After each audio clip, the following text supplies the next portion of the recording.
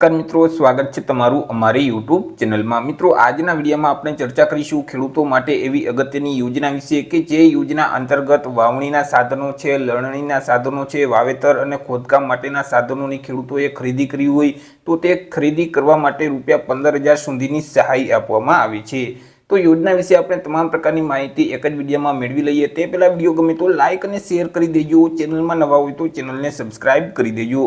તો ચાલો મિત્રો વિડીયોની શરૂઆત કરીએ। મિત્રો આ જે યોજના છે તે ગુજરાત સરકારનું જે બાગાયતી વિભાગ આવેલું છે તેમના તરફથી અમલમાં મૂકવામાં આવેલી છે। તો સૌથી પહેલા આપણે ચર્ચા કરીશું કે આ જે વાવણી, વાવેતર, લણણી અને ખોદકામ માટેના જે સાધનો માટે સહાય આપતી યોજના છે તે યોજનાનો લાભ કયા કયા ખેડૂતો મેળવી શકશે।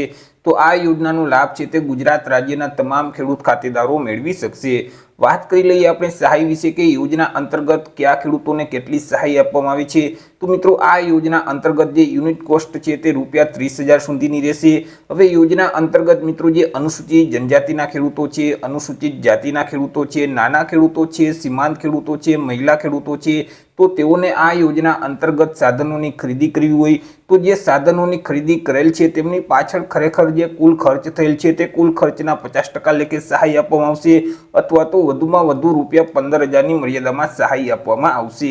બે રકમમાંથી જે રકમ ઓછી હશે એટલી સહાય મળવાપાત્ર થશે। તે સિવાય મિત્રો જે જનરલ કેટેગરીના ઉમેદવાર છે એટલે કે સામાન્ય વર્ગના ખેડૂતો છે, ઓબીસી કેટેગરીના ખેડૂતો છે, ઈડબ્લ્યુએસ કેટેગરીના ખેડૂતો છે, તો તેવા ખેડૂતોને આ યોજના અંતર્ગત સાધનોની ખરીદી કરવી હોય તો જે સાધનો માટે ખરેખર ખર્ચ થયેલ છે તે કુલ ખર્ચના 40% અથવા તો વધુમાં વધુ ₹12,000 બે રકમમાંથી જે રકમ ઓછી હશે એટલી સહાય આપવામાં આવશે।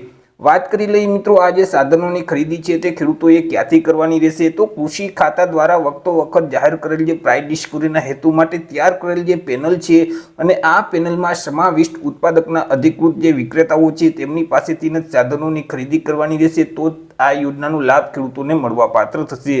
મિત્રો આ યોજનાનો લાભ છે તે આજીવનમાં એક જ વખત મળવાપાત્ર થતો હોય છે એટલે કે એક વખત યોજનાનો લાભ મેળવી લીધા પછી ફરી ક્યારેય ખેડૂત એ યોજનાનો લાભ મેળવી શકતા નથી।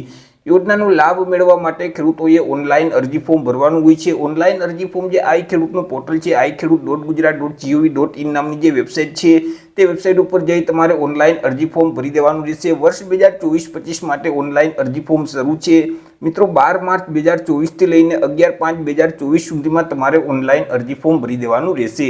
ઓનલાઈન અરજી ફોર્મ ભરી તેની તમારે પ્રિન્ટ કાઢી લેવાની રહેશે અને અરજી ફોર્મની પ્રિન્ટ કાઢી તેની સાથે કયા કયા ડોક્યુમેન્ટ એટેચ કરવાના રહેશે તેના વિશે ચર્ચા કરીએ। મિત્રો ખેડૂત છે તે અનુસૂચિત જાતિ અથવા તો અનુસૂચિત જનજાતિ એટલે કે એસસી અથવા તો એસટી કેટેગરીના ખેડૂતો છે તો ત્યારે મિત્રો જે સક્ષમ અધિકારી શ્રી દ્વારા આપવામાં આવેલો જાતિનો દાખલો છે તેમની કોપી અરજી ફોર્મની સાથે જોડવાની રહેશે।